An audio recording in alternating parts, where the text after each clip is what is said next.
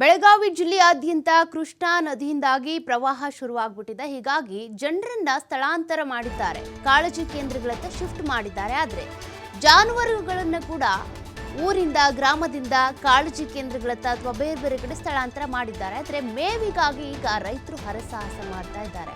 ಪ್ರವಾಹ ಹಿನ್ನೆಲೆ ಕಾಗವಾಡ ತಾಲೂಕಿನ ಜನರು ಕಾಳಜಿ ಕೇಂದ್ರಕ್ಕೆ ಶಿಫ್ಟ್ ಆಗಿದ್ದಾರೆ. ಜೊತೆಗೆ ಜಾನುವಾರುಗಳು ಕೂಡ ಶಿಫ್ಟ್ ಆಗಿದೆ. ಆದರೆ ಜಾನುವಾರುಗಳಿಗೆ ಈಗ ಮೇವಿನ ಕೊರತೆ ಉಂಟಾಗ್ಬಿಟ್ಟಿದೆ. ಸರಿಯಾಗಿ ಮೇವು ವಿತರಣೆ ಮಾಡ್ತಿಲ್ಲ ಅನ್ನುವಂಥ ಆರೋಪ ಕೂಡ ಈಗ ಕೇಳಿ ಬಂದಿರುವಂಥದ್ದು. ಅಂದರೆ ಜಾನುವಾರುಗಳಿಗೆ ಬೇಕಾಗಿರುವಂಥ ಪ್ರಮಾಣದಲ್ಲಿ ಮೇವನ್ನ ವಿತರಿಸ್ತಾ ಇಲ್ಲ, ಬರೀ 7 kg ಮೇವು ಮಾತ್ರ ಕೊಡ್ತಾ ಇದ್ದಾರೆ. ಈ 7 kg ಮೇವೇನಿದೆ ಸಾಕಾಗೋದಿಲ್ಲ ಜಾನುವಾರುಗಳಿಗೆ.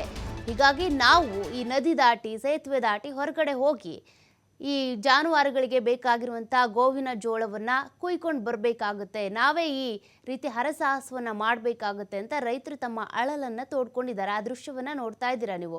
ಈ ಸೇತುವೆ ಮೇಲೆ ನೀರು ಹತ್ತಿರುತ್ತೆ, ಜಮೀನುಗಳು ಜಲಾವೃತ ಆಗಿರ್ತವೆ. ಹೀಗಿದ್ರೂ ಕೂಡ ಜಾನುವಾರುಗಳಿಗೆ ಬೇಕಾಗಿರುವಂಥ ಗೋವಿನ ಜೋಳವನ್ನು ಕೊಯ್ದುಕೊಂಡು ಬರ್ತಾ ಇರುವಂಥ ರೈತನ ಆ ದೃಶ್ಯವನ್ನು ಕೂಡ ನೀವು ನೋಡ್ತಾ ಇದ್ದೀರಾ. ಅಂದರೆ ಹಂಚಿಕೆ ಮಾಡ್ತಾ ಇದ್ದಾರೆ ಮೇವನ್ನು ಜಾನುವಾರುಗಳಿಗೆ, ಆದರೆ 7 kg ಮಾತ್ರ ಕೊಡ್ತಿದ್ದಾರೆ. ಅದು ಯಾವ ಮೂಲೆಗೂ ಸಾಕಾಗ್ತಾ ಇಲ್ಲ.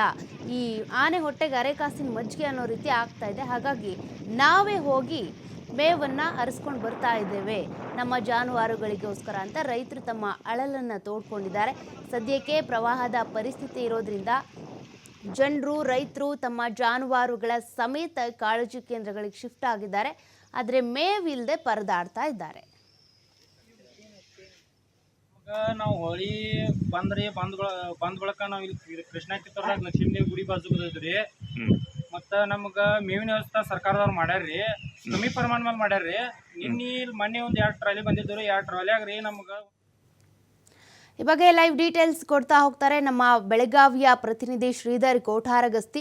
ಶ್ರೀಧರ್, ಈಗಾಗಲೇ ಬೆಳಗಾವಿ ಜಿಲ್ಲೆಯಾದ್ಯಂತ ಪ್ರವಾಹ ಶುರುವಾಗ್ಬಿಟ್ಟಿದೆ. ಹೀಗಾಗಿ ಜನರನ್ನ ಜಾನುವಾರು ಸಮೇತ ಕಾಳಜಿ ಕೇಂದ್ರಗಳಿಗೆ ಶಿಫ್ಟ್ ಮಾಡಲಾಗಿದೆ. ಕಾಳಜಿ ಕೇಂದ್ರಗಳಲ್ಲಿ ಒಂದು ರೀತಿ ಜನರಿಗೆ ಅನಾಥ ಪ್ರಜ್ಞೆ ಕಾಡ್ತಾ ಇದೆ. ಹೊಸದಾಗಿ ಜೀವನವನ್ನು ಕಟ್ಕೋಬೇಕು, ಜೊತೆಗೆ ತಮ್ಮ ಜಾನುವಾರುಗಳಿಗೆ ಸರಿಯಾದ ಮೇವು ವಿತರಣೆ ಆಗ್ತಾ ಇಲ್ಲ ಅಂತ ಕೂಡ ಆರೋಪ ಮಾಡ್ತಿದ್ದಾರೆ. ಇದೆಲ್ಲದಕ್ಕೂ ಸಂಬಂಧಪಟ್ಟಂತೆ ಡೀಟೇಲ್ಸ್ ಕೊಡೋದಾದ್ರೆ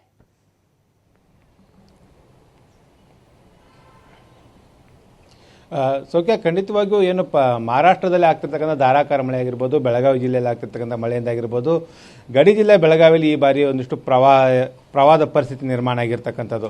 ಪ್ರಮುಖವಾಗಿ ಕಳೆದ ಈಗ 2-3 ದಿನಗಳಿಂದ ಮಹಾರಾಷ್ಟ್ರದಲ್ಲಿ ಮತ್ತು ಬೆಳಗಾವಿ ಜಿಲ್ಲೆಯಲ್ಲಿ ಕೊಂಚ ಮಳೆಗೆ ಬ್ರೇಕ್ ಬಿದ್ದರೂ ಕೂಡ ಬೆಳಗಾವಿ ಜಿಲ್ಲೆಯಲ್ಲಿ ಇರ್ತಕ್ಕಂಥ ಸಪ್ತ ನದಿಗಳು ಏನು ಅಪಾಯ ಮಟ್ಟ ಮಿಕ್ಕಿ ಏನು ನೀರು ಹರಿದಿತ್ತು, ಅದರಿಂದ ಆಗಿರ್ಬೋದು, ಮತ್ತು ಅದರ ಜೊತೆಗೆ ಏನು ಈ ಒಂದು ನದಿ ಪಾತ್ರದಲ್ಲಿರ್ತಕ್ಕಂಥ ಗ್ರಾಮಗಳಿಂದ ಇಲ್ಲಿ ಒಂದು ಪ್ರವಾಹದ ಬಾಧಿತ ಆಗಿರ್ತಕ್ಕಂಥದ್ದು. ಅಂದರೆ ಬೆಳಗಾವಿ ಜಿಲ್ಲೆಯಲ್ಲಿರ್ತಕ್ಕಂಥ 7 ತಾಲೂಕುಗಳಲ್ಲಿ ಒಂದು ಪ್ರವಾಹದ ಎಫೆಕ್ಟ್ ಆಗಿದೆ.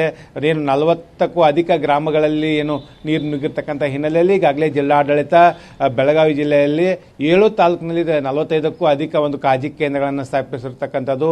ಈ ಒಂದು ಕಾಳಜಿ ಕೇಂದ್ರಕ್ಕೆ 5,000ಕ್ಕಿಂತ ಅಧಿಕ ಕುಟುಂಬಗಳನ್ನು ಇಲ್ಲಿ ಶಿಫ್ಟ್ ಮಾಡಲಾಗಿದೆ. ಅಂದರೆ ಹತ್ತತ್ರ ಒಂದು 13,000ರಿಂದ 14,000 ಜನ ಏನು ಸಂತ್ರಸ್ತಿದ್ದಾರೆ, ಅವರು ಕಾಳಜಿ ಕೇಂದ್ರದಲ್ಲಿರ್ತಕ್ಕಂಥದ್ದು. ಇನ್ನು ಉಳಿದಂತೆ ಒಂದು 5,000ರಿಂದ 10,000 ಜನ ತಮ್ಮ ಸಂಬಂಧಿಕರ ಮನೆಗೆ ಹೋಗಿರ್ತಕ್ಕಂಥದ್ದು.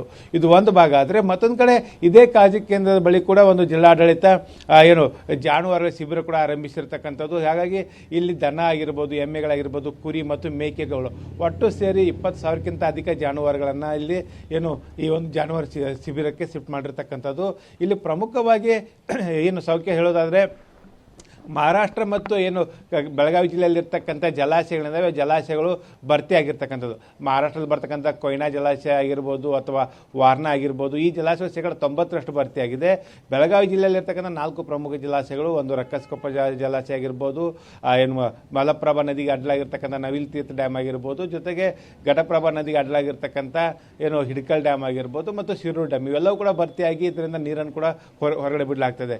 ಇದರಿಂದ ಅತಿ ಹೆಚ್ಚು ಅಂದರೆ ಕೃಷ್ಣಾ ಮತ್ತು ಘಟಪ್ರಭಾ ನದಿಗಳು ಅತಿ ಹೆಚ್ಚು ಅಪಾಯ ಮಟ್ಟವನ್ನು ಮೀರಿ ಉಕ್ಕಿ ಹರಿದಿರ್ತಕ್ಕಂಥ. ಯಾಕಂದ್ರೆ ಕೃಷ್ಣಾ ನದಿ 3 ಲಕ್ಷ ಕ್ಯೂಸೆಕ್ಸ್ನಷ್ಟು ನೀರು ಹರಿದ್ರೆ ಘಟಪ್ರಭಾ ನದಿ 70ರಿಂದ 80,000 ಕ್ಯೂಸೆಕ್ಸ್ನಷ್ಟು ನೀರು ಹರಿದಿರ್ತಕ್ಕಂಥ. ಇದರಿಂದ ಪ್ರವಾಹದ ಪರಿಸ್ಥಿತಿ ಎಫೆಕ್ಟ್ ಆಗಿ ಈಗಾಗಲೇ ಏನು ಸಾಕಷ್ಟು ಜನರು ಈಗಾಗ ಅತಂತ್ರವಾಗಿದ್ದಾರೆ. ಜೊತೆಗೆ 50,000 ಹೆಕ್ಟರ್ಕ್ಕಿಂತ ಅಧಿಕ ಪ್ರದೇಶದಲ್ಲಿ ಒಂದು ರೈತರ ಜಮೀನುಗಳು ನೀರು ಹೊಕ್ಕಿದ್ರಿಂದ ರೈತರು ತಾವು ಬೆಳೆದಂಥ ಬೆಳೆಯನ್ನು ಕೂಡ ಕಳೆದುಕೊಂಡಿದ್ದಾರೆ. ಯಾಕಂದ್ರೆ ಕಳೆದ 15 ದಿನಗಳಿಂದ ಬೆಳಗಾವಿ ಜಿಲ್ಲೆಯಲ್ಲಿ ಇರ್ತಕ್ಕಂಥ 38ಕ್ಕೂ ಅಧಿಕ ಸೇತುವೆಗಳು ಏನಿದಾವೆ ಇನ್ನೂ ಕೂಡ ನೀರಿನಲ್ಲಿ ಜಲಾವೃತಗೊಂಡಿದೆ. ಇವತ್ತು ಪ್ರಮುಖವಾಗಿ ಮುಖ್ಯಮಂತ್ರಿ ಸಿದ್ದರಾಮಯ್ಯವರು ಬೆಳಗಾವಿ ಜಿಲ್ಲೆಗೆ ಬರಲಿದ್ದಾರೆ. ಬೆಳಗಾವಿ ಜಿಲ್ಲೆಗೆ ಬಂದು ಪ್ರಮುಖವಾಗಿ ಇವತ್ತು ಏನು ಬೆಂಗಳೂರಿನಿಂದ ವಿಶೇಷ ವಿಮಾನದಿಂದ ಬರುವಂಥ ಮುಖ್ಯಮಂತ್ರಿಗಳು ನೇರವಾಗಿ ಬೆಳಗಾವಿ ಸಾಂಬ್ರಾ ವಿಮಾನ ನಿಲ್ದಾಣಕ್ಕೆ ಬರ್ತಾರೆ. ಅಲ್ಲಿಂದ ರಸ್ತೆ ಮಾರ್ಗವಾಗಿ ಗೋಕಾಕ್ಕೆ ಅಂದರೆ ಬಿಜೆಪಿ ಶಾಸಕ ರಮೇಶ್ ಜಾರಕಿಹೊಳಿ ಮತಕ್ಷೇತ್ರದಿಂದಲೇ ಒಂದು ಏನು ಸಿದ್ದರಾಮಯ್ಯನವರು ಈ ಒಂದು ಪ್ರವಾಹ ಪೀಡಿತ ಪ್ರದೇಶಗಳಿಗೆ ಏನು ಪ್ರವಾಸವನ್ನು ಕೈಗೊಳ್ತಾರೆ ಅಂತ ಹೇಳ್ಬೋದು. ಪ್ರಮುಖವಾಗಿ ಈ ಒಂದು ರಸ್ತೆ ಮಾರ್ಗದಲ್ಲಿ ಬರ್ತಕ್ಕಂಥ ಏನು ಹಾಳಾಗಿರ್ತಕ್ಕಂಥ ಜಮೀನುಗಳನ್ನ ವೀಕ್ಷಣೆ ಆಗಿರ್ಬೋದು, ಸೇತುವೆಗಳು ಹಾಳಾಗಿರ್ತಕ್ಕಂಥ ಆಗಿರ್ಬೋದು ಮತ್ತು ಏನು ಕಾಳಜಿ ಕೇಂದ್ರಕ್ಕೆ ಭೇಟಿ ಕೊಡ್ತಾರೆ. ಮಧ್ಯಾಹ್ನ ಗೋಕಾಕ್ನಲ್ಲಿ ಒಂದು ಭೋಜನ ವ್ಯವಸ್ಥೆ ಇರ್ತಕ್ಕಂಥ, ತದನಂತರ ಮತ್ತೆ ರಸ್ತೆ ಮಾರ್ಗವಾಗಿ ಚಿಕ್ಕೋಡಿಯ ಮತ್ತು ಏನು ಕಾಗವಾಡ ತಾಲೂಕಿನ ಜಿಗುಳು ಗ್ರಾಮಕ್ಕೆ ಭೇಟಿ ಕೊಡ್ತಾರೆ. ಜಿಗುಳು ಗ್ರಾಮದಲ್ಲಿ ಸಂಪೂರ್ಣವಾಗಿ ಕೃಷ್ಣಾ ನದಿಯಿಂದ ಸಾಕಷ್ಟು ಒಂದು ಏನು ಪ್ರವಾಹಕ್ಕೆ ತುತ್ತಾಗಿರ್ತಕ್ಕಂಥ ಆ ಗ್ರಾಮಕ್ಕೆ ಭೇಟಿ ಕೊಟ್ಟು ಅಲ್ಲಿ ಪರಿಶೀಲನೆ ನಡೆಸ್ತಾರೆ. ತದನಂತರ ಮಾಂಜ್ರಿ ಸೇತುವೆ, ಕೃಷ್ಣಾ ನದಿಗೆ ಇರ್ತಕ್ಕಂಥ ಅಡ್ಡಲಾಗಿರ್ತಕ್ಕಂಥ ಒಂದು ಮಾಂಜ್ರಿ ಸೇತುವೆ ಕೂಡ ಭೇಟಿ ನೀಡಿ ಪರಿಶೀಲನೆ ನಡೆಸ್ತಿದ್ದಾರೆ. ಪ್ರಮುಖವಾಗಿ ಏನು ಬೆಳಗಾವಿ ಜಿಲ್ಲೆಯಲ್ಲಿ ಮಳೆಯಿಂದ ಆಗಿರ್ತಕ್ಕಂಥ ಒಂದು ಹಾನಿ ನೋಡೋದಾದರೆ ಇಲ್ಲಿವರೆಗೆ ಏನು ಜೂನ್ 1ರಿಂದ ಇಲ್ಲಿವರೆಗೆ 6 ಜನ ಈ ಒಂದು ಮಳೆಯಿಂದ ಏನು ಮೃತಪಟ್ಟಿರ್ತಕ್ಕಂಥದ್ದು. ಕೆಲವರು ನೀರಿನಲ್ಲಿ ಕೊಚ್ಕೊಂಡು ಹೋಗಿದ್ರೆ ಮತ್ತು ಕೆಲವರು ಮನೆ ಬಿದ್ದು ಮೃತಪಟ್ಟಿರ್ತಕ್ಕಂಥ ಘಟನೆ ಆಗಿದೆ. ಅದರ ಜೊತೆಗೆ ಏನಂದರೆ 950ಕ್ಕೂ ಅಧಿಕ ಮನೆಗಳಿಗೆ ಹಾನಿಯಾಗಿದೆ. ಇದರಲ್ಲಿ ಏನು 50ರಷ್ಟು ಮನೆಗಳಿದ್ದಾವೆ ಪೂರ್ಣ ಪ್ರಮಾಣದ ಹಾನಿಯಾಗಿರ್ತಕ್ಕಂಥದ್ದು. ಇವತ್ತು ಮುಖ್ಯಮಂತ್ರಿಗಳಿಗೆ ಉಸ್ತುವಾರಿ ಸಚಿವ ಸತೀಶ್ ಜಾರಕಿಹೊಳಿ ಆಗಿರ್ಬೋದು, ಲಕ್ಷ್ಮೀ ಹೆಬ್ಬಾಳ್ಕರ್ ಆಗಿರ್ಬೋದು ಮತ್ತು ಸ್ಥಳೀಯ ಶಾಸಕರು ಕೂಡ ಸಾಥ್ ಕೊಡ್ತಾರೆ. ಇಲ್ಲಿ ಭಾಳ ಪ್ರಮುಖವಾಗಿ ಏನಂದರೆ ಪ್ರವಾಹದಿಂದ ಪ್ರತಿ ವರ್ಷ ಕೂಡ ಬೆಳಗಾವಿ ಜಿಲ್ಲೆಯ ಜನರು ತತ್ತರಿಸಿ ಹೋಗ್ತಾರೆ. ಅದು ಪ್ರವಾಹ ಬರಲಿ ಬರಗಾಲ ಬರಲಿ ಇದೇ ಒಂದು ಬೆಳಗಾವಿ ಜಿಲ್ಲೆಯ ಜನರು ಸಾಕಷ್ಟು ಒಂದು ಸಂಕಷ್ಟಕ್ಕೆ ಸಿಲುಕ್ತಾರೆ. ಹೀಗಾಗಿ ಮುಖ್ಯಮಂತ್ರಿಗಳು ಈ ಒಂದು ಪ್ರವಾಹ ಪೀಡಿತ ಪ್ರದೇಶಕ್ಕೆ ಭೇಟಿ ನೀಡಿದ ಬಳಿಕ ಸೂಕ್ತವಾದಂಥ ಒಂದು ಏನು ಪರಿಹಾರ ಘೋಷಣೆ ಆಗುತ್ತೆ ಅನ್ನೋಂಥ ಒಂದು ನಿರೀಕ್ಷೆಯಲ್ಲಿ ಒಂದು ಸಂತ್ರಸ್ತರಿದ್ದಾರೆ ಅಂತ ಹೇಳ್ಬೋದು. ಈಗಾಗಲೇ ಏನು ಜಿಲ್ಲಾಡಳಿತ NDRF ನಾರ್ಮ್ಸ್ ಪ್ರಕಾರ ಏನು ಪ್ರಮುಖವಾಗಿ ಈ ಒಂದು ಪರಿಹಾರ ವಿತರಣೆ ಕಾರ್ಯಕ್ಕೆ ಕೂಡ ಕೈಗೊಂಡಿರ್ತಕ್ಕಂಥದ್ದು. ಮನೆ ಬಿದ್ದಂಥವರಿಗೆ ಪೂರ್ಣ ಪ್ರಮಾಣದ ಮನೆ ಬಿದ್ದಿದ್ರೆ 1,25,000 ಜೊತೆಗೆ ಭಾಗಶಃ ಹಾನಿಯಾಗಿದೆ. NDRF ನಾರ್ಮ್ಸ್ ಏನಿದೆ ಅದರ ಪ್ರಕಾರ ಒಂದು ಪ್ರವಾಹ ಕೊಡುವಂಥ ಕಾರ್ಯಕ್ಕೆ ಕೂಡ ಮುಂದಾಗಿದೆ. ಆದರೆ ಈ ಒಂದು ಪರಿಹಾರದ ಮೊತ್ತ ಏನಿದೆ ಇದನ್ನು ಹೆಚ್ಚಿಗೆ ಮಾಡಬೇಕು. ಕೇಂದ್ರ ಸರ್ಕಾರದ ಒಂದು NDRF ನಾರ್ಮ್ಸ್ ಏನಿದೆ ಇದು ಯಾವುದೇ ರೀತಿಯ ಒಂದು ಸಂತ್ರಸ್ತರ ಸಮಸ್ಯೆಗೆ ಒಂದು ಯಾವುದೇ ರೀತಿಯ ಒಂದು ಪರಿಹಾರ ಸಿಗೋದಿಲ್ಲ. ಹಾಗಾಗಿ ಆ ರೀತಿಯ ಕ್ರಮಗಳನ್ನು ತೆಗೆದುಕೊಳ್ಬೇಕು ಅನ್ನುವಂಥ ಒತ್ತಾಯ ಕೂಡ ಸಂತ್ರಸ್ತರು ಮುಖ್ಯಮಂತ್ರಿಗಳ ಮುಂದೆ ಮಾಡಲಿದ್ದಾರೆ. ಸೌಖ್ಯ. Thank you Shridhar ಡೀಟೇಲ್ಸ್ಗೆ.